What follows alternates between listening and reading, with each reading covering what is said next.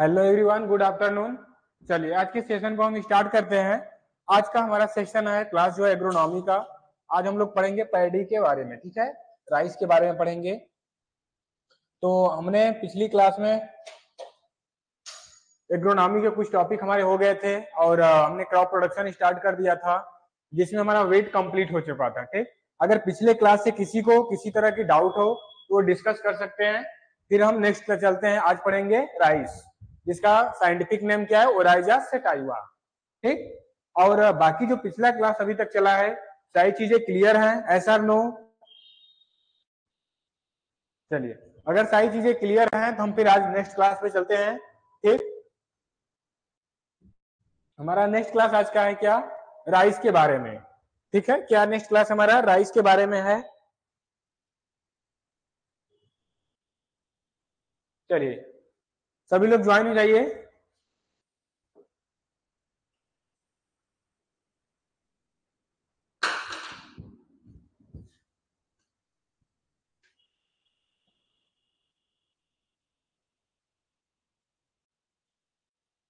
सभी लोग क्लास में फटाफट ज्वाइन हो जाइए।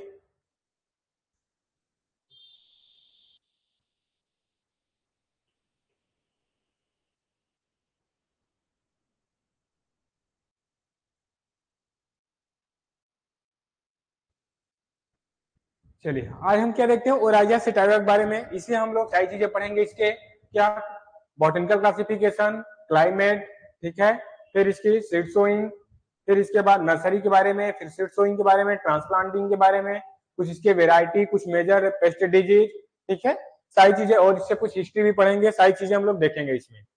तो चलिए आज हमारा क्या पहला इंट्रोडक्शन। पहले क्या देखेंगे, राइस का इंट्रोडक्शन। राइस का इंट्रोडक्शन क्या है, जैसे बॉटेनिकल नेम, इसका बॉटेनिकल नेम क्या है, ओराइजा सेटाइवा। बॉटेनिकल नेम क्या है, ओराइजा सेटाइवा। ठीक, फिर फैमिली क्या है, पोएसी यार ग्रेमिनी, इसकी क्या होती है, पोएसी। ठीक, जो इसकी फैमिली है, फैमिली क्या होती है, ग्रेमिनी यार पोएसी। ओके, ऑडियो आपको सभी लोग को सुनाई दे रहा है अच्छे से।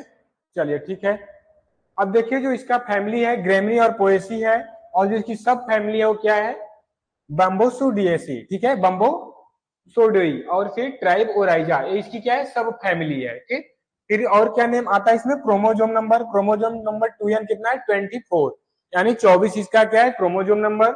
जो ओरिजिन प्लेस आप है क्या, साउथ ईस्टर्न एशिया, या फिर इंडो बर्मा चाइना भी बोलते हैं, साउथ ईस्ट एशिया।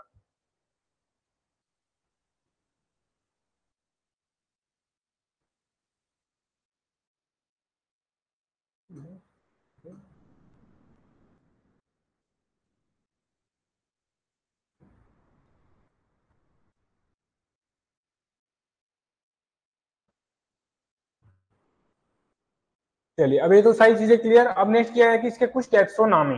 ठीक, टेक्सोनॉमी में क्या है इसके, देखते हैं क्या है। The genus Oryza has been divided into 4 species. जो हमारे जेन्यून ओराइजा सेटाइवा की स्पीसीज है, जेन्यून जो लीगल रूप से वह कितने रूप में है, कितने फॉर्म में, 4 रूपों में क्या किया गया, इसको डिस्क्राइब डिवाइड किया गया है। ठीक है, ओराइजा सेटाइवा को। चलिए ठीक है, देखते हैं पहला क्या है। पहला क्या है, सेटाइवा कॉम्प्लेक्स। ठीक, दूसरा क्या है, ऑफिसनेलिस कॉम्प्लेक्स। थर्ड क्या है, मेरियाना कॉम्प्लेक्स, और फिर रेडली कॉम्प्लेक्स। ये इसके 4 स्पीसीज हैं, किसके, ओराइजा सेटाइवा के। ठीक, जो हमारा राइस है, राइस के 4 स्पीसीज हैं। ठीक, चलिए देखते हैं पहला क्या है, जैसे ओराइजा सेटाइवा कॉम्प्लेक्स। ये क्या है, Oryza sativa complex cultivated rice है। कैसा है, फार्मिंग के लिए कल्टीवेटेड राइस की कल्टीवेशन किया जाता है। Has 2 species. अब इसको 2 स्पीसीज में बांटा गया है। पहला क्या है, ओराइजा सेटाइवा, और दूसरा क्या है, ओराइजा ग्लेबेरिमा। ठीक, जो हमारा क्या है, ओराइजा सेटाइवा कॉम्प्लेक्स है, इसको 2 डिवाइड में बांटा गया है। यह क्या है, यह कल्टीवेटेड स्पीसीज है। इसके भी 2 है, कौन कौन से है, पहला ओराइजा सेटाइवा और ओराइजा ग्लेबेरिमा, इसके 2 स्पीसीज हैं। नेक्स्ट क्या, Oryza sativa has 2 wild species. या इसके 2 जो है, या कैसे हैं ओराइजा सेटाइवा के, जो हमारा ओराइजा सेटाइवा है, इसके 2 वाइल्ड यानी जंगली स्पीसीज कौन कौन से हैं, ओराइजा निवारा जो कि एनुअल होता है, 1 वर्षीय होता है, और फिर क्या है, ओराइजा रूफी पोगोन जो कि पेरेनियल होता है, जो 2 या 2 से अधिक साल का होता है। ठीक, तो ये हुए ओराइजा सेटाइवा के 2 स्पीसीज और हुए। ठीक, चीजें क्लियर। ओराइजा सेटाइवा किसका स्पीसीज है? ओराइजा सेटाइवा कॉम्प्लेक्स का। ओराइजा सेटाइवा के दो वाइल्ड स्पीसीज हैं, कौन से? ओराइजा निवारा और जो ओराइजा रूफी पोगोन। ठीक, ये पेरेनियल है और जो हमारा ओराइजा निवारा है कैसा है? एनुअल क्रॉप है। ठीक, ये चीजें क्लियर इसमें। चलिए अब नेक्स्ट क्या देखते हैं, ओराइजा ग्लेबेरिमा भी के, जो हमारा ओराइजा ग्लेबेरिमा है इसके भी कितने हैं? दो स्पीसीज हैं, कौन कौन से? ओराइजा लॉन्गी स्टेमिनाटा और ओराइजा ब्रेविलिगुटाटा। ठीक, इसके क्या हुए? दो स्पीसीज इसके भी हुए। ठीक, चलिए अब क्या है, cultivated variety of Oryza sativa are further grouped into 3 ecotype. ठीक है, इकोटाइप्स, सॉरी क्या है? इकोटाइप। जो हमारा ओराइजा सेटाइवा वेराइटी है उसके दो क्या है? कल्टीवेटेड स्पीसीज हैं, वेराइटी है। कौन सा है? पहला इंडिका जो ट्रॉपिकल राइस है, दूसरा क्या है? जैपोनिका। जैपोनिका क्या है? सब ट्रॉपिकल राइस है। ये क्या है? ओराइजा सेटाइवा के दो और वेराइटी है जो कि कल्टीवेटेड ग्रुप के है। ठीक, इनकी कल्टीवेशन की जाती है ओराइजा सेटाइवा में भी। कौन कौन से? पहला इंडिका जो कि ट्रॉपिकल राइस है, जैपोनिका जो कि सब ट्रॉपिकल राइस है, जावानिका जो कि ग्रो इंडिया में किया जाता है। ठीक है, ग्रो इंडोनेशिया, इसको इंडोनेशिया में ग्रो किया जाता है जावानिका को। ठीक, जावानिका को इंडोनेशिया में ग्रो किया जाता है, जैपोनिका को सब ट्रॉपिकल राइस है, जो इंडिका है यह ट्रॉपिकल राइस है। ठीक, ये क्या है? ओराइजा सेटाइवा का तो फिर 3 ग्रुप में और बांटा गया है। ठीक, ये चीजें याद रखिए कि ओराइजा सेटाइवा किसका है? ओराइजा सेटाइवा कॉम्प्लेक्स की वैरायटी है। ओराइजा सेटाइवा के दो वाइल्ड स्पीसीज है, ओराइजा, ठीक है, ओराइजा सेटाइवा की दो क्या थी? वाइल्ड वैरायटी थी। अब ग्लेबेरिमा हुआ, ग्लेबेरिमा की क्या है? दो वैरायटी है, ओराइजा लॉन्गिस्टिमिनाटा और ओराइजा ब्रेविलिगुटाटा। और इसके भी क्या है? जो हमारा ओराइजा सेटाइवा है इसके 3 ग्रुप में बांटा गया है। क्या है? इंडिका जो कि ट्रॉपिकल राइस है, जावानिका जो कि सब ट्रॉपिकल राइस है, फिर क्या है? जावानिका, फिर ये क्या है? इंडोनेशिया में ग्रो किया जाता है। ये चीजें हुई इसके। ठीक, चलिए अब नेक्स्ट देखते हैं, क्या देखिए, वेरिएटल इंप्रूवमेंट। ठीक है, जो इनके वेराइटी हैं उनके बारे में, इनके इंप्रूवमेंट के बारे में देखते हैं। क्या है? जैसे establishment of the central rice, जो सेंट्रल राइस है उसका इस्टेब्लिशमेंट रिसर्च इंस्टीट्यूट कहाँ पे? कटक में 1946 में किया गया। कब किया गया? कटक में 1946 में किया गया। इसके कौन? Central rice research institute. ठीक, एक कटक इन 1946। और फिर क्या है? ऑल इंडिया कोऑर्डिनेट राइस, ठीक है, improvement project was established in 1965, 1965। कहाँ किया गया? एट राजेंद्र नगर, हैदराबाद। ठीक है, राजेंद्र नगर में, हैदराबाद में, हैदराबाद के राजेंद्र नगर में इसको इस्टेब्लिश किया गया। कब? 1965 में। ठीक है, इसका नाम क्या है? All India coordinated rice improvement project was established in 1965 at Rajendra Nagar, Hyderabad. ठीक, अब क्या है? इंट्रोडक्शन ऑफ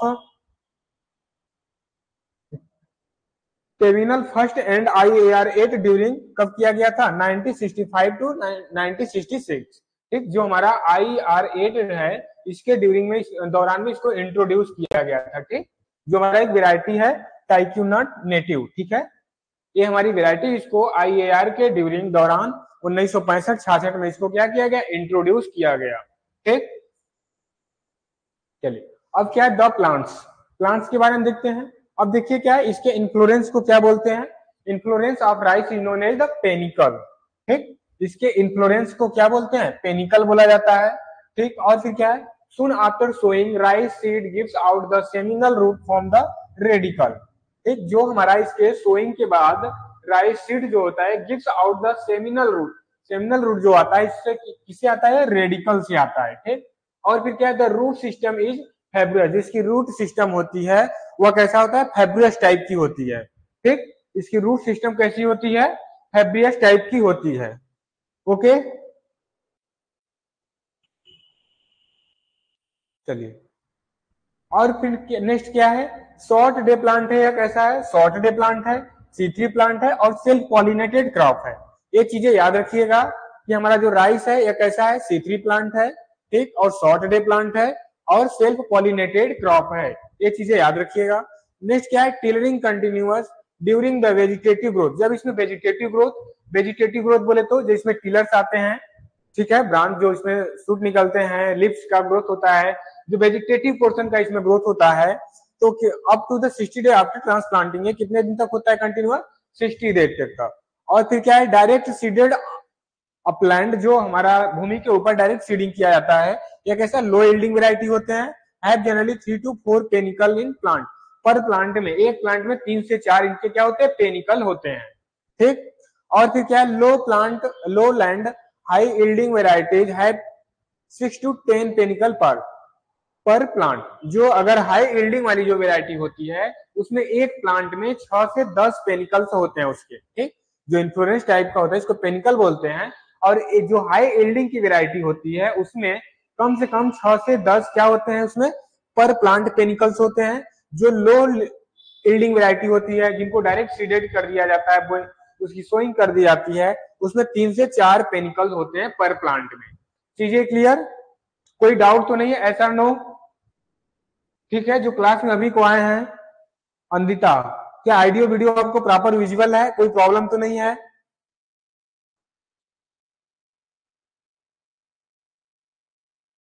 ठीक है। देखिए क्लास में 2 बजे क्लास स्टार्ट होती है, तो आप कोशिश किया करिए कि 2:05 तक आ जाया करिए। मैं क्योंकि मैं 5 मिनट वैसे भी आपको लेट क्लास ज्वाइन कराता हूं, क्योंकि सारे जो हैं आप आ जाएं, ताकि कोई भी बातें जो स्टार्टिंग से की जा रही है वो छूटे ना आपके लिए, ठीक है। तो आप बहुत लेट करेंगे तो 5 मिनट लेट किया करिए, इससे ज्यादा लेट मत किया करिए, ठीक। क्लास टाइम से ज्वाइन कर लिया कीजिए आप लोग। ऐसा नहीं कि आप क्लास चालू हो गया, आप 10 मिनट 20 मिनट लेट करके आ रहे हैं, ऐसा नहीं किया कीजिए। चलिए,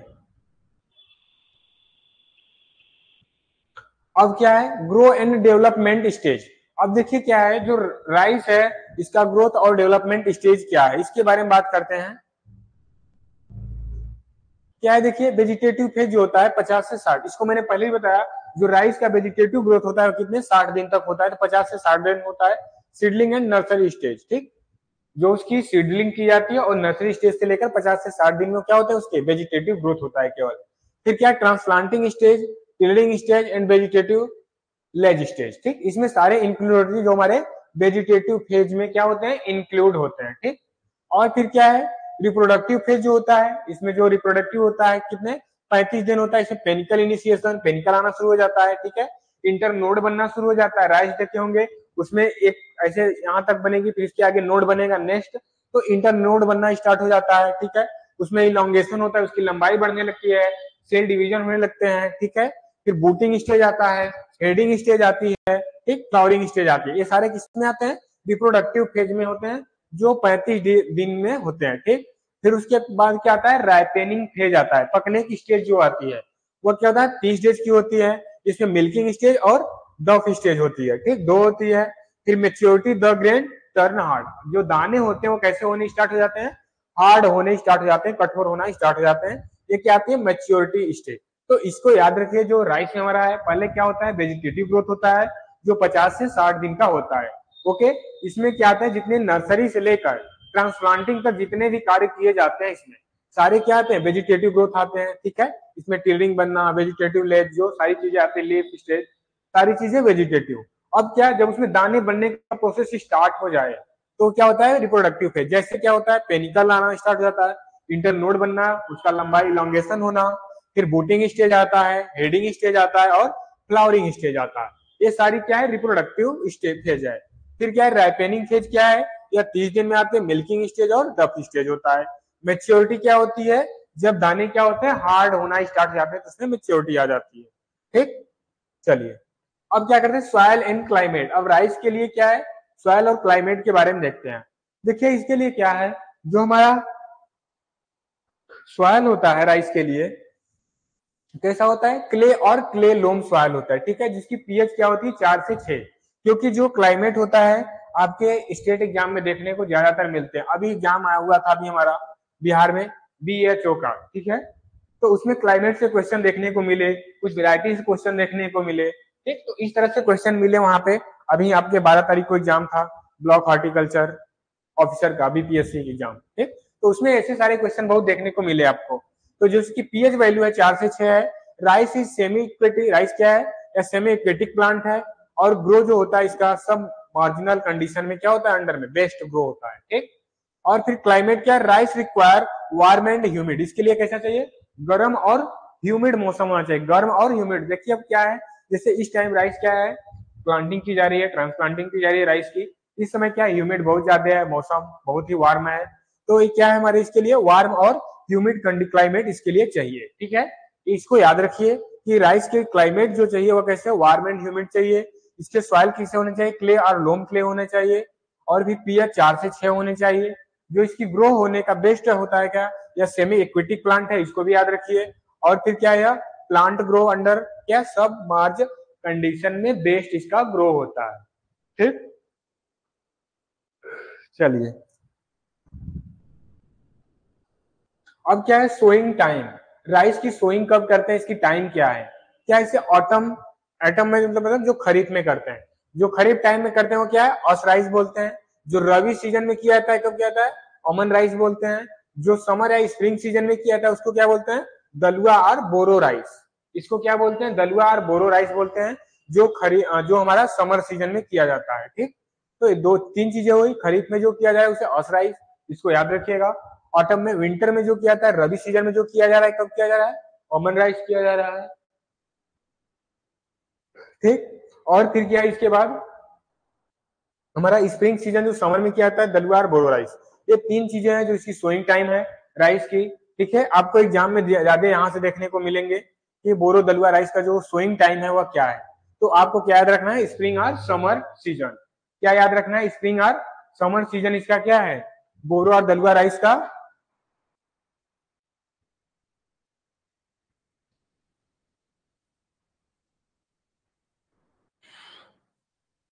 अब क्या देखते हैं, ऑसराइज के बारे में देखते हैं, ऑसराइज क्या है, ठीक है। ऑसराइज क्या है, इसको क्या है, इसके बारे में पढ़ते हैं। ऑसराइज group the periodically periodically fixed maturing rice variety that are the photo period incentive, ठीक है।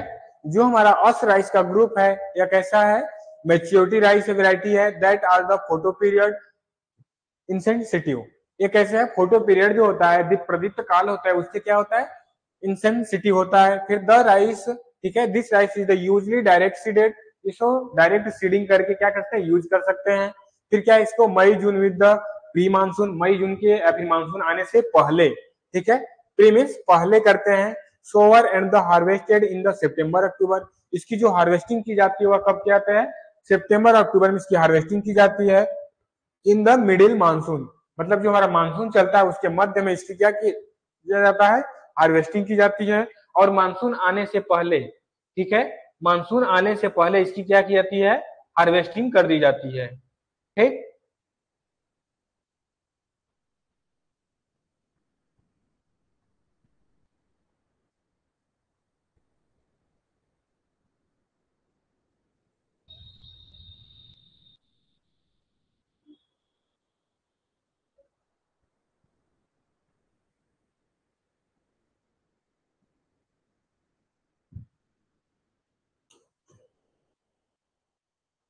अब क्या बात करते हैं, अमन राइस। अमन राइस जो सोइंग टाइम है जून जुलाई है, ठीक है। अमन राइस का जो सोइंग टाइम है वो क्या है, जून जुलाई है। फिर क्या है इसके, this rice crop is photo sensitive, या फोटो सेंसिटिव, प्रकाश के क्या होता है या सेंसिटिव होता है। और फिर बात क्या कर रहा है, एंड हार्वेस्ट ड्यूरिंग, इसको हार्वेस्टिंग कब करते हैं, नवंबर और दिसंबर में क्या करते हैं, इसकी हार्वेस्टिंग करते हैं, ठीक। तो ये चीजें क्लियर है, इसकी नवंबर और अक्टूबर, नवंबर दिसंबर तक क्या करते हैं, इसकी हार्वेस्टिंग करते हैं।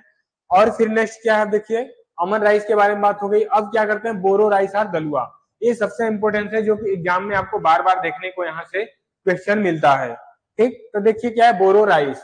बोरो राइस क्या है, winter season rice the transplanted December और जनवरी, कब किया जाता है, दिसंबर और जनवरी में किया जाता है। एंड हार्वेस्टेड इन मार्च अप्रैल, मार्च अप्रैल में इसको क्या कहता है, हार्वेस्टेड कर लिया जाता है। Boro rice is the photo insensitive, या क्या है, फोटो क्या होता है उसके, सेंसिटिव होता है। And grow under irrigated condition, इसको ग्रो क्या किया जाता है, इरिगेटेड कंडीशन में जो सिंचित स्थिति होती है, एरिया होता है, वहां पे इसको क्या किया जाता है, आसानी से क्या करते हैं, ग्रो कर सकते हैं, ठीक है। चलिए ये चीजें क्लियर, कोई प्रॉब्लम तो नहीं है, डाउट कोई नहीं है। अब देखते हैं कल्टीवेशन मेथड। अब इसके कल्टीवेशन करने की कौन कौन से मेथड है, ट्रांसप्लांटिंग करने के कौन कौन सी विधि हैं हमारे राइस के। ठीक है, राइस प्लांट को देखते हैं, ड्राई कल्टीवेशन और डायरेक्ट सीडिंग। क्या किया जाता है, ड्राई कल्टीवेशन और डायरेक्ट सीडिंग, जिसको कि डायरेक्ट फील्ड में क्या कर देता है, उसकी बुआई कर दी जाती है। ठीक, तो क्या है, dry system of the rice cultivation is followed in upland. इस ड्राई सिस्टम में जो राइस को कल्टीवेशन किया जाता है, इसको भूमि के ऊपर ऐसे ही डायरेक्ट सोइंग कर दी जाती है। ठीक है, और फिर क्या, upland rice is the rice that may have on standing water. ठीक है, on the soil it 48 hour after the rain irrigation. चलिए ठीक है, जो ये राइस होती है, इसकी जो हमारी भूमि होती है, भूमि पर राइस को क्या करते हैं, may be on the standing water, water में कर सकते हैं, स्टैंडिंग वाटर में, on the soil 48 hour after कैसे अंदर रैन इरिगेशन, फिर है सिंचाई या फिर बारिश के बाद। ठीक है, 48 घंटे बाद इसको क्या कर सकते हैं, खड़े पानी में क्या कर सकते हैं, इसको कर सकते हैं। फिर in general a seed rate, जो इसकी जनरल सीड रेट रखते हैं कितना, 30 से 50 केजी पर हेक्टेयर रखते हैं। रिक्वायर फॉर द ड्रिलिंग, जो ड्रिलिंग करते हैं तो 60 से 100 केजी करते हैं। रिक्वायर फॉर ब्रॉडकास्टिंग, ठीक है, जो हमारे ब्रॉडकास्टिंग के लिए करते हैं 60 से 100 केजी। ठीक है, 1 हेक्टेयर के लिए ब्रॉडकास्टिंग जो छिड़काव विधि होता है। ठीक है, डायरेक्ट किसान क्या करता है, अपने हाथ से उसको छिड़क कर, ठीक है, स्कैटर्ड करके सीड को सोइंग करता है, तो उसमें 60 से 100 केजी। अगर उसमें क्या करता है, अगर ड्रिलिंग करता है तो उसमें 30 से 35 केजी क्या होती है, सीड की जरूरत होती है। ठीक, a row spacing of 15 to 20 centimetre, optimum of the upland rice. Upland rice में जो इसकी स्पेसिंग रखते हैं वो कितना, अपलैंड राइस में 15 से 20 सेंटीमीटर इसकी क्या रखते हैं, स्पेसिंग रखते हैं। ठीक, अपलैंड में इसकी ये रो की स्पेसिंग जो रखते हैं 15 से 20 सेंटीमीटर रखते हैं। ठीक, ऑप्टिमम चीजें याद रखिएगा, क्योंकि एग्जाम में आपको देखने को क्वेश्चन यहीं से मिलेंगे। ठीक है, इन्हीं छोटे छोटे टॉपिकों से, तो इसको आप जितना कुछ चीजें समझने वाली हैं, कुछ चीजें आपको याद करने वाली हैं। ठीक है, तो जितनी बार आप पढ़ेंगे उतने अच्छे से आपको उतनी जल्दी क्या होगी, याद हो जाएगी सारी चीजें।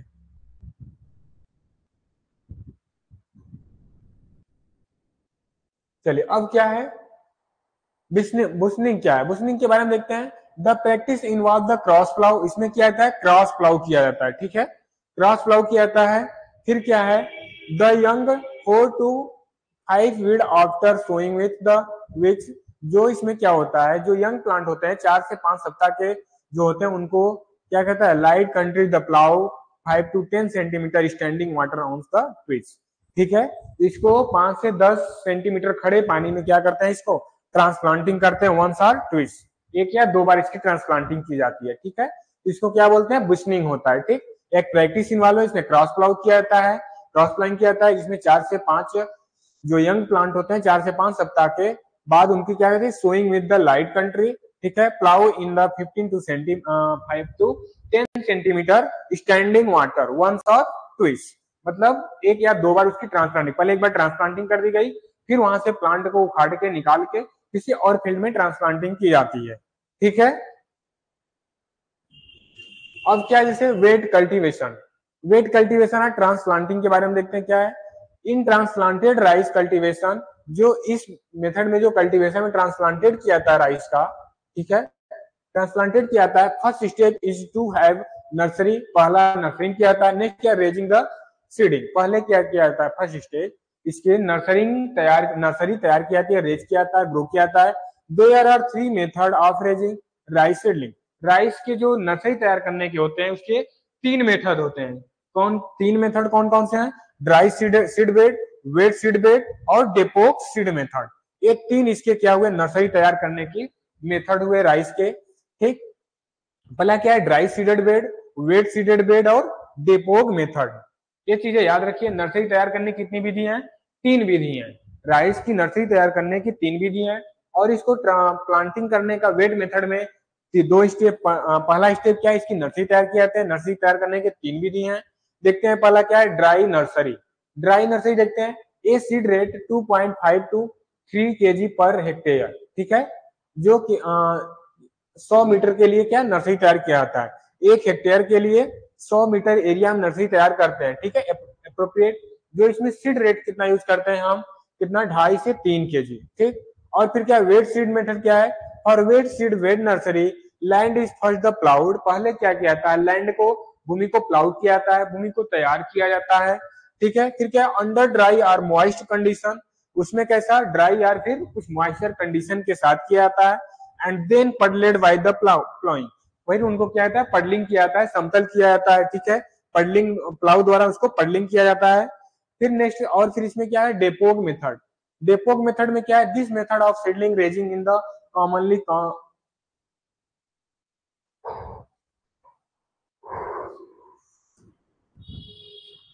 This method of seedling raising जो नर्सरी तैयार किया जाता है कॉमनली प्रिवेलेंट इन फिलीपींस, यह कहां से किया जाता है, फिलीपींस में किया गया था।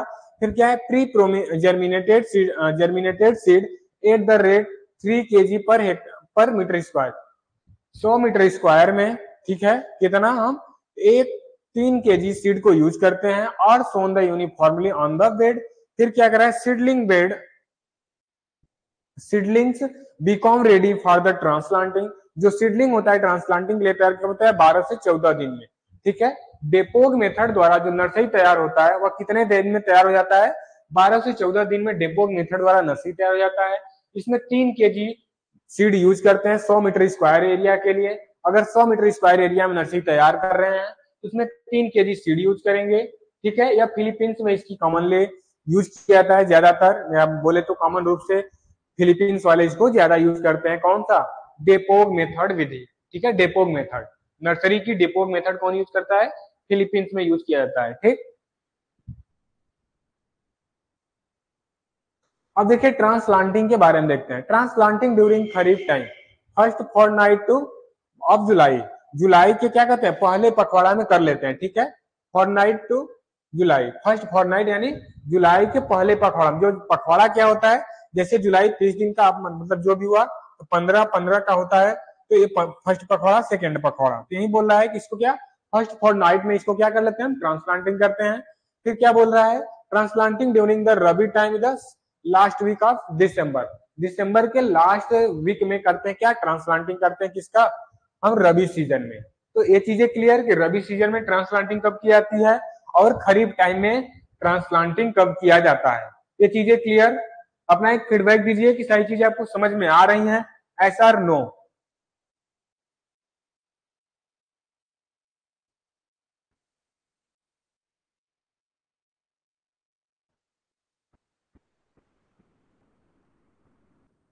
अनिता अभी तक आपने जो पढ़ा है सारी चीजें समझ में आ रही हैं जो बताया जा रहा है, ऐसा और नो।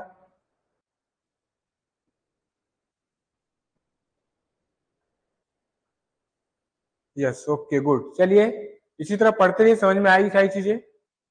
चलिए आगे चलते हैं। अब क्या है फॉर नॉर्मल प्लांटिंग, जो नॉर्मल प्लांटिंग किया जाता है राइस की उसके लिए बात करता है, तो क्या है कि 21 to 25 days old seedling are the recommended, मतलब 21 से 25 दिन की जब नर्सरी हो जाए तो क्या करते हैं ट्रांसप्लांटिंग के लिए वो रिकमेंडेड हो जाती है, तैयार हो जाती है, ठीक है। ड्यूरिंग रबी सीजन में 25 से 30 दिन ओल्ड, उसमें जो रबी सीजन की नर्सरी होती है उसको 25 से 30 दिन बाद ट्रांसप्लांटिंग करते हैं। और फिर जो हमारा होता है नॉर्मल ट्रांसप्लांटिंग के लिए 21 से 25 दिन में क्या होते हैं ट्रांसप्लांटिंग के लिए तैयार हो जाता है हमारा प्लांट, ठीक। अब देखिए स्पेसिंग क्या है, इन जनरल में जो किया जाता है 20 बाई 10 सेंटीमीटर स्क्वायर पे किया जाता है, और फिर ऐसे क्या किया जाता है 20-15 सेंटीमीटर 10 बाई 10 सेंटीमीटर पे किया जाता है, ठीक है, जो स्पेसिंग है इसकी, ठीक। राइस की स्पेसिंग 20 बाई 10 सेंटीमीटर स्क्वायर पे भी किया जाता है, 20 बाई 15 सेंटीमीटर स्क्वायर पे, 10 बाई 10 सेंटीमीटर स्क्वायर पे भी किया जाता है, ठीक। ये इसकी वही स्पेसिंग जो ट्रांसप्लांटिंग करने का। और फिर क्या है सीडलिंग पर हिल्स, एक इसमें सीडलिंग की क्या है इसे बोला है, और हाई इल्ड, जो हाई इल्ड वेराइटी है उसमें क्या है of the rice 2 to 3 seedling पर हिल्स, ठीक है। एक हिल्स में क्या करते हैं 2 से 3 हिल सीड रखते हैं, जनरली रिकमेंडेड करता है, ठीक है। In hybrid where the tillering in most more profuse 1-2, ठीक है। इसमें क्या होता है in hybrid where the tillering is more profuse 1-2 seedling, ठीक है। जो इसमें करते हैं, कितने सीडलिंग करते हैं, 1 से 2 सीडलिंग पर हिल्स में करते हैं, सफिशिएंट है, पर्याप्त होता है। ठीक है, ये बोल रहा है जो हमारा हाइब्रिड वेराइटी होता है उसके टिलरिंग के लिए, अधिक टिलरिंग प्रोड्यूस करने के लिए 1 से 2 सीडलिंग पर हिल्स में लगाते हैं। ठीक है, एक हिल्स में कितने, 1 से 2 सीडलिंग लगाते हैं। ठीक, डेप्थ ऑफ ट्रांसप्लांटिंग, ट्रांसप्लांटिंग की डेप्थ देखते हैं, गहराई क्या है। क्या बोला इसमें, rice transplanting is the generally done by hand, depth of transplanting rice seedling 4 centimetre. ठीक है, 2 to 4 सेंटीमीटर, मतलब 2 से 4 सेंटीमीटर गहराई में जो हैंड द्वारा ट्रांसप्लांटिंग किया जाता है उसमें इसकी इसमें डेप्थ रखते हैं। ठीक है, चीजें गड़बड़ा रही हैं।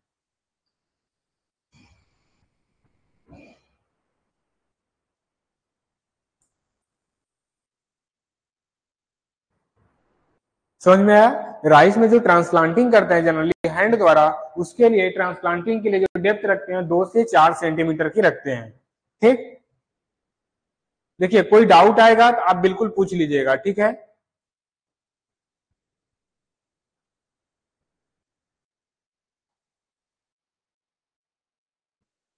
चलिए अब क्या देखते हैं, for double transplanting nursery should be sown early मई।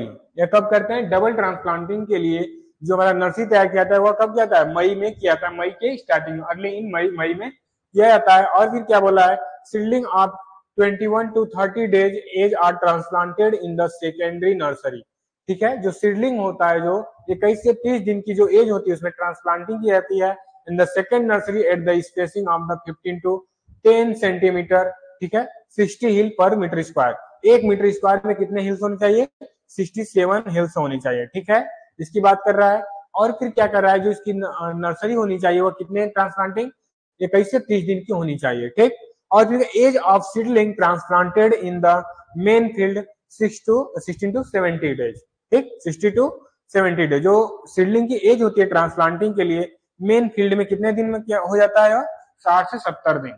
ठीक, चलिए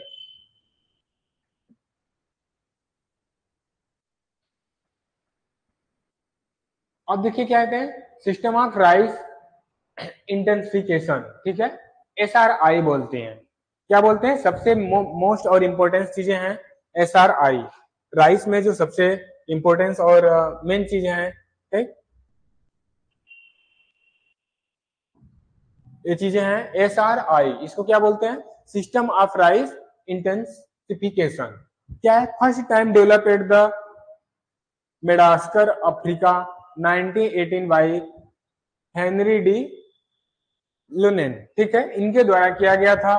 तब क्या, मेडागास्कर में, मेडागास्कर अफ्रीका में 1980 में किया गया था। ये चीजें याद रखिए कि SRI का फर्स्ट टाइम कहाँ पे डेवलप किया गया था, मेडागास्कर अफ्रीका 1980 में हेनरी डी लुनेन के द्वारा। फिर प्लांटिंग यंग जो होता है 8 से 10 दिन के प्लांटिंग को क्या किया था, इसमें ट्रांसप्लांटिंग किया था। अगर नर्सरी तैयार किए SRI मेथड द्वारा तो इसको 8 से 10 दिन बाद इसकी ट्रांसप्लांटिंग कर दी जाती है।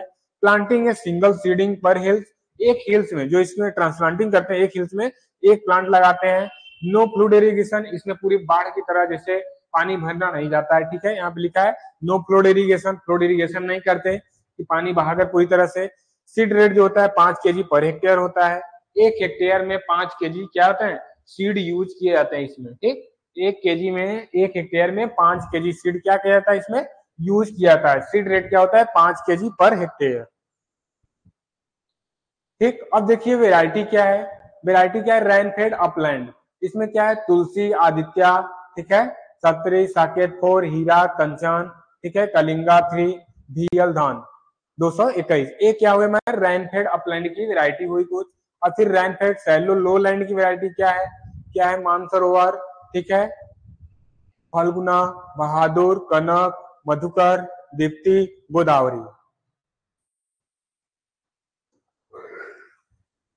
अब फिर क्या है, semi deep and deep water situation, क्या है, विराज, ठीक है, जलाधि, उत्कल, ठीक, प्रभा, चकिया 1959, ठीक है, जलपरिया, और फिर पानीधान। इरिगेटेड एरिया में क्या है, IR 64, ठीक है, CR 1002, जया, पूसा बासमती, 1 रत्ना का कस्तूरी PR, फिर 103। ये क्या है इसकी इरिगेटेड राइस वेराइटी है। ये क्या है वाटर सिचुएशन जो डीप सेमी डीप में की जाती हैं। ये सारे अलग अलग टाइप की वेराइटी हैं। तो एक बार ये सारी वेराइटी को आप पढ़िएगा।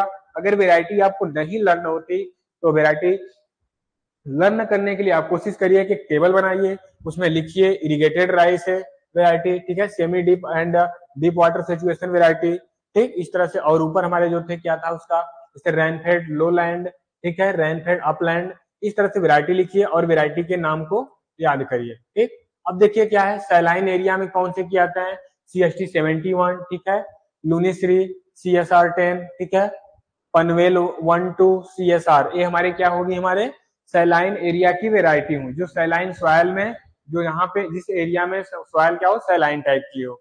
अब क्या हिली एरिया जो पर्वतीय क्षेत्र है, ठीक है, उसमें क्या है पंत धान 1, ठीक है, VL धान 39, 163, ठीक, 206, 221। फिर क्या है एरोबिक राइस वेराइटी क्या है HD2 27-7, ठीक है, 29-7, फिर 205 सोबेरान, पूसा हाइब्रिड 10, पूसा सुगंधा 3, 4, 5 एंड ये सारे हमारे क्या हुए एरोबिक राइस वेराइटी हुई। तो इस वेराइटी को आप जितनी बार पढ़ेंगे ज्यादा से ज्यादा पढ़ेंगे आपको याद होगा, ठीक। तो जितनी यहाँ पे चीजें समझाने वाली नहीं है, कुछ चीजें जो समझाने वाली थी समझाई जाएगी आपको, बट वेराइटी क्या है आपको लर्न करने हैं। बातें समझ में आ रही है अनिता, एस आर नो?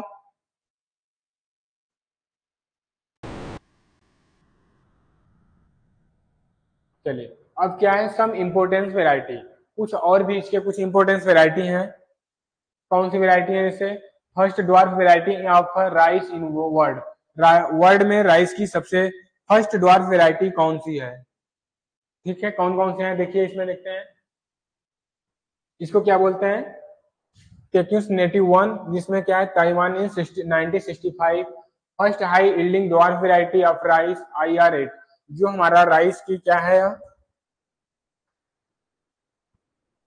क्या बोला है फर्स्ट हाई हाई यील्डिंग जो कि अधिक उपज देती हाई यील्डिंग वेराइटी है राइस की, वह कौन सी वेराइटी है IR8।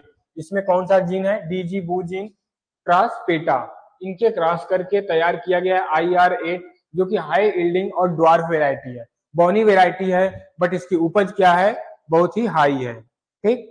चलिए गुड, सारी चीजें समझ में आ रही है अंदिता।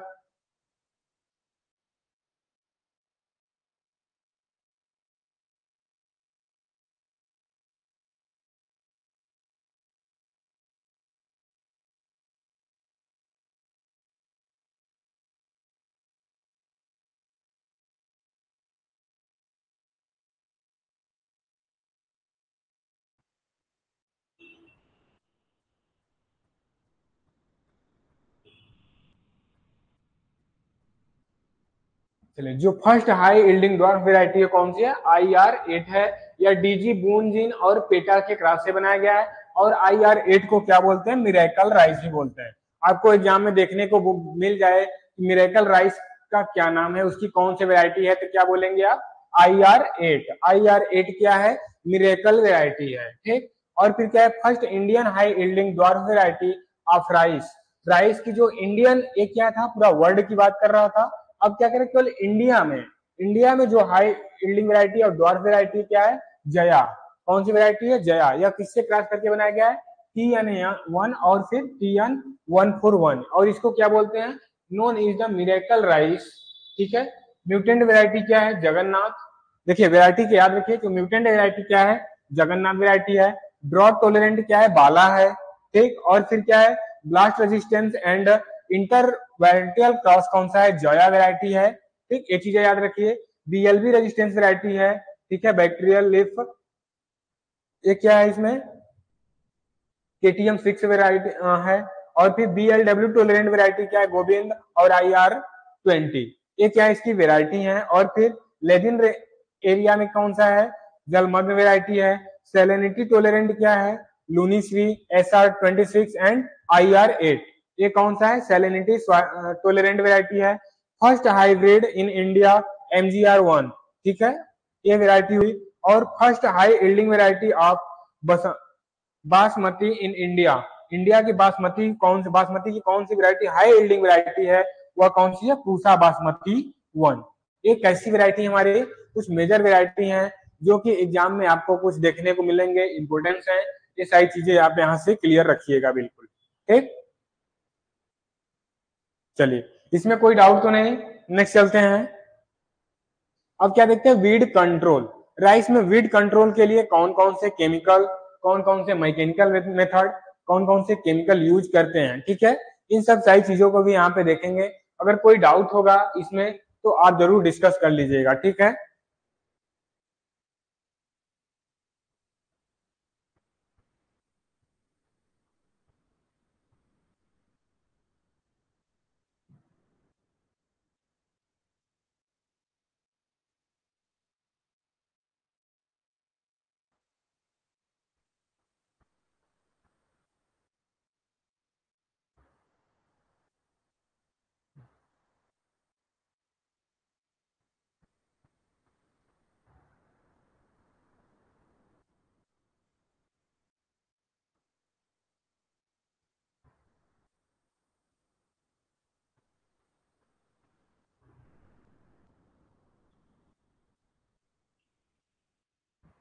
चलिए देखते हैं weed control. Direct seeded rice, जो डायरेक्ट राइस की वैरायटी सीड को डायरेक्ट सोइंग कर दी गई, नर्सरी तैयार नहीं किया, डायरेक्ट सोइंग कर दी गई है, उसमें वीड कंट्रोल कैसे करते हैं, कैसे क्या है, मिक्स सल्फ्यूरॉन मेथाइल, ठीक है, 8 to 4। और फिर क्या है, पोस्ट इमरजेंस, क्या उसके जो जर्मिनेशन की बाद की बात कर रहा है, पोस्ट इमरजेंस मतलब जर्मिनेशन की बात कर रहा है, 30 to 35 डेज, ठीक है। एक डेज का मतलब DS का मतलब डे आफ्टर सोइंग, मतलब सीड के सोइंग के बाद 30 से 35 दिन बाद में सल्फ्यूरॉन मेथाइल का 4 से 8 ग्राम हम क्या कर सकते हैं, यूज कर सकते हैं, ठीक है। May be substance of the 4 days in controlling broad leaf, जो चौड़ी पत्तियां वाले वीड होते हैं उनके लिए, it the hour hardly control सेज, ठीक है, इनको कंट्रोल किया जाता है। जो इसमें केमिकल यूज किया जाता है वह मेटा सल्फ्यूरॉन मेथाइल यूज किया जाता है 4 से 8 ग्राम, या बुआई के 30 से 35 दिन बाद यूज करते हैं इसको। इसके जो होते हैं इसमें क्या है, 4D इंट कंट्रोलिंग होता है, ब्रॉड जो ब्रॉड लीफ वीड होते हैं उनके कंट्रोल के लिए यूज किया जाता है, ठीक। फिर क्या है, प्रेटिला क्लोर कितना है, 0.4 टू 0.5 kg पर हेक्टेयर। प्रेटिला क्लोर जो होता है इसका यूज कितना कहता है, 0.4 टू 0.5 kg पर hectare as the pre emergence, मतलब उसके इमरजेंस मतलब जर्मिनेशन से पहले यूज किया जाता है, यह हमारा क्या है, प्रेटिला क्लोर, ठीक। एट द 3 to 4 बुआई के 3 से 5 दिन बाद, जर्मिनेशन से पहले बुआई कर दी गई हो बट जर्मिनेशन नहीं हुआ, 3 से 5 दिन में जर्मिनेशन तो होगा नहीं, तो जर्मिनेशन से पहले इसको क्या करते हैं, हम यूज करते हैं, ठीक। चलिए अब नेक्स्ट क्या है, इन ट्रांसप्लांटिंग राइस, जो राइस ट्रांसप्लांटिंग की गई है उसमें वीड कंट्रोल कैसे करेंगे। पहला क्या है, ब्यूटाक्लोर, ठीक है, बेंथिकॉर्बा, और फिर क्या है, पेडीमेथालिन, ठीक, 10 से 15 kg पर hectare at 3 to 5 days after transplanting. After transplanting को क्या बोलते हैं, DAT, क्या हुआ है, DAT, आफ्टर प्लांट, ठीक, ट्रांसप्लांटिंग। तो इसमें कौन सा, बुटाक्लोर, ठीक है, बेथिकॉर्ब और पेडीमेथालिन, इसका 10 से 15 kg पर हेक्टेयर यूज किया जाता है 3 से 5 दिन बाद ट्रांसप्लांटिंग के, ठीक है। और फिर क्या करते हैं, वाटर यूजली स्टैंडिंग राइस फिर should be taken out before applying. Applying के टाइम क्या करते हैं, वाटर को क्या करते हैं, आउट कर देते हैं, जो उसमें वाटर है आउट कर देते हैं। Herbicide and the tree should be not be flooding with water, flooding water में हर्बिसाइड का यूज नहीं करते हैं। The next 3 to 4 days after application, फिर क्या करते हैं, नेक्स्ट उसके जो अनुप्रयोग होता है 3 से 4 दिन बाद फिर एक बार यूज करना चाहिए इस दवा का, ठीक है। चीजें समझ में आई, जो हमें यूज करने से पहले जो इसमें स्टैंडिंग वाटर रुके हुए पानी हो उसको निकाल देना चाहिए, ठीक है। फ्लोड पानी में जो पानी फ्लोड कर रहे हैं, बह रहा हो, तो उस टाइम क्या करते हैं, हम इसमें यूज नहीं करना चाहिए इसका, ठीक।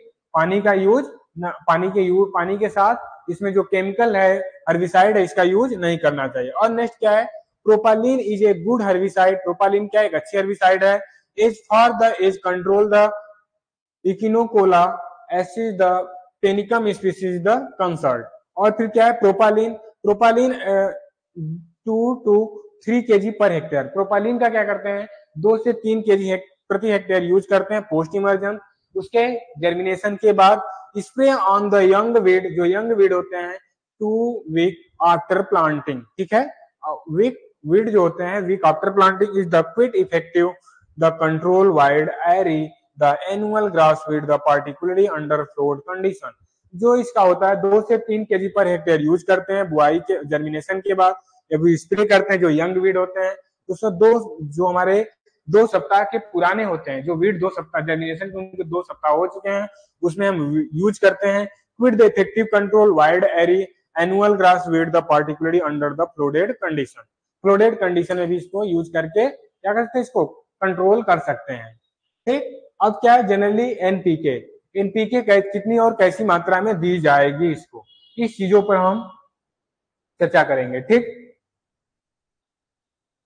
तो क्या करना है, general NPK recommended on the rice varies from, मतलब राइस को विभिन्न प्रकार की जरूरत होती है, कैसे 120 से 150 केजी नाइट्रोजन, 30 से 60 केजी फास्फोरस, 20 से 40 केजी पोटास, इन चीजों की जरूरत पड़ती है। अब इनको देने के मेथड क्या है, इनको यूज करने के मेथड क्या है, इसके बारे में देखेंगे। बट इतना आप क्लियर करिए कि ये आपको क्लियर है, समझ में आई कि ये क्या बताया गया है। एनपीके मतलब होता है नाइट्रोजन, फास्फोरस, पोटास, ठीक है, जो हमारे 3 मेजर होते हैं। तो इनको यूज कैसे किया जाता है, 120 से 150 केजी नाइट्रोजन दिया जाता है, ये पर हेक्टेयर की बात कर रहा है। 1 हेक्टेयर में 120 से 150 केजी नाइट्रोजन, 30 से 60 केजी फास्फोरस, 20 से 40 केजी पोटास दिया जाता है, ठीक है।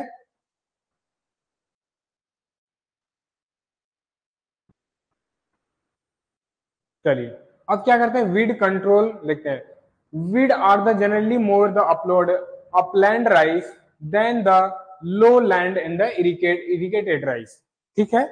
क्या बात कर रहा है, जो वीड होता है वो जनरली कहां पे होता है, जो अपलैंड राइस किया गया है बिना उसको डायरेक्ट सोइंग कर दी गई है, लो लैंड इरिगेटेड, फिर उसके बाद कहां पे होता है तब, जो हमारा लो लैंड या फिर इरिगेटेड राइस की फार्मिंग की गई है, ठीक। चलिए अपलैंड राइस से अधिक होता है, more than upland rice than in lowland irrigated rice, ठीक, इसके अपेक्षा। अब क्या है मेजर वीड, क्या है इकाइनोकोला क्रस गले, और फिर इकाइनोकोलम, फिर क्या है साइप्रस एरिया, और फिर क्या है मार्सिलिया क्वार्डिफोलिया। ये चीजें क्या है जो इसके कुछ मेजर वीड्स हैं उनके नाम हैं, ठीक।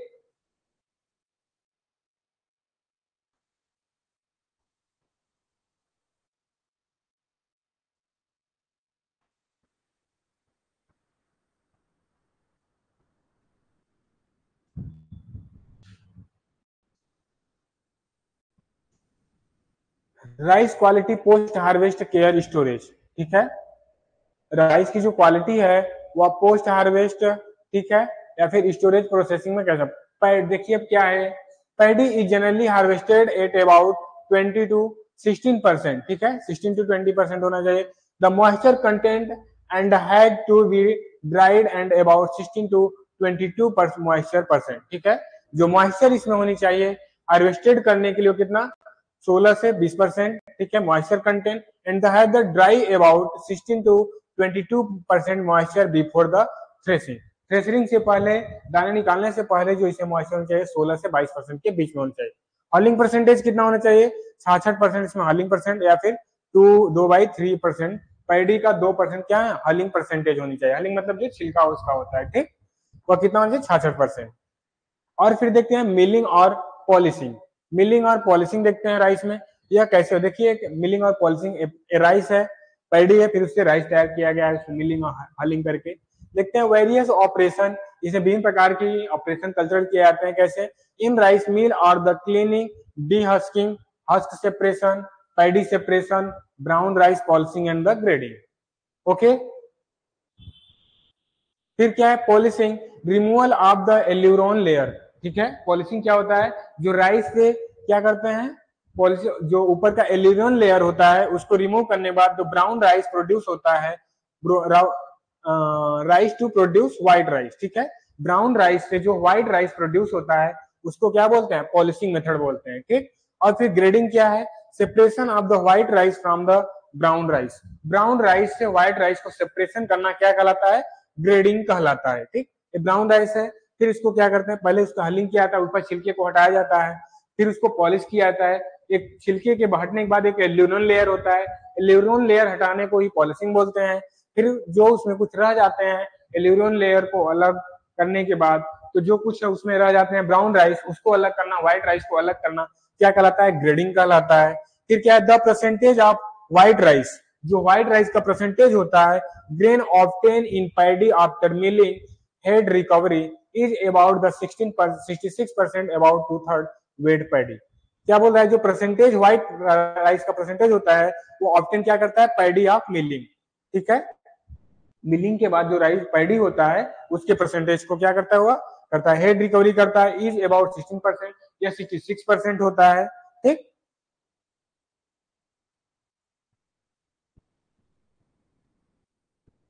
अब क्या देखते हैं, पैराबॉइलिंग देखते हैं।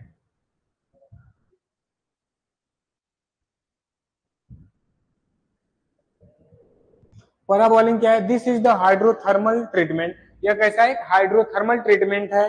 फिर given the paddy of the improving the milling and nutritive value, इसमें क्या करता है, मिलिंग और न्यूट्रिएंट वैल्यू, जो न्यूट्रिएंट वैल्यू होता है इनको इंप्रूव करने के लिए हमारा पैराबॉइलिंग किया जाता है, एक थर्मल ट्रीटमेंट है।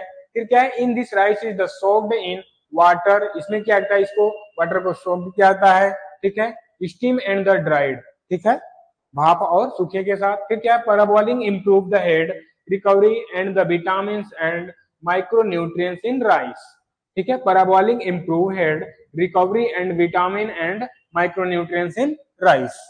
चीजें क्लियर, जो पैराबॉलिंग में इंप्रूव किया जाता है, हेड रिकवरी किया जाता है, विटामिन और जो माइक्रोन्यूट्रिएंट होता है उनको क्या कहता है, इंप्रूव किया जाता है। माइक्रोन्यूट्रिएंट और विटामिन जो होते हैं पैराबॉलिंग का जो मेन मकसद है, मेन मोटो है, उसमें उसको इंप्रूव करना होता है, ठीक। चलिए अब क्या है, by product of rice milling, ठीक। आज यहीं तक देखते हैं, फिर इसके बाद हम नेक्स्ट देखेंगे कल से, ठीक। तो कल से क्या देखेंगे हम, जो राइस को मिलिंग करके कुछ प्रोडक्ट तैयार किया जाता है, इसके आगे हम कल से देखेंगे, ठीक। तो आज के लिए हमारा सेशन इतना रहा। अच्छा बताइए अंदिता, अंदिता आज जितना पढ़ाया गया समझ में आया, यस या नो?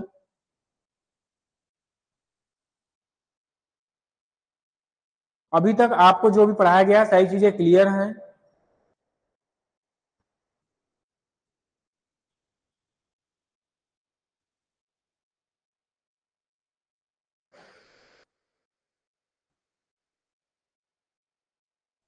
चलिए आई थिंक आपको सारी चीजें क्लियर हैं, तो फिर हम क्लास को यहीं पे एंड करते हैं, फिर कल मिलते हैं। आई थिंक कि जो क्लास अभी तक चल रही है आप उसको प्रॉपर ढंग से रिवाइज करते रहिए, पढ़ते रहिए, कोई डाउट होता है तो डिस्कस कीजिए, ठीक है। और आई थिंक कि हॉर्टिकल्चर की क्लास हमारी एंड हो चुकी है, खत्म हो चुकी है, अब कंप्लीट भी हो चुका है, और मैंने एक बार रिवाइज भी करा दिया है, तो आप लोग खुद से रिवाइज करते रहिए। जैसे एग्जाम आता है तो मैं सारी चीजों को फिर से एक बार रिवाइज कराऊंगा। आपके जो है ओवरऑल टेस्ट, आईबीपीएस एफओ के ओवरऑल टेस्ट अपलोड हो चुके हैं, अभी तक 2 टेस्ट अपलोड हो चुके हैं, आपको 2 से 3 दिन में हर एक टेस्ट मिलेंगे, ठीक है। आप टेस्ट को देते रहिए, आपको टोटल एग्जाम बेस्ड क्वेश्चन मिलेंगे, ठीक। 45 मिनट टाइम होगा सेम टू सेम, ठीक है। 60 क्वेश्चन देखने को मिलेगा। आप अपने और जितने अधिक से अधिक हो सके आप अपनी कंसिस्टेंसी बनाइए, ठीक है।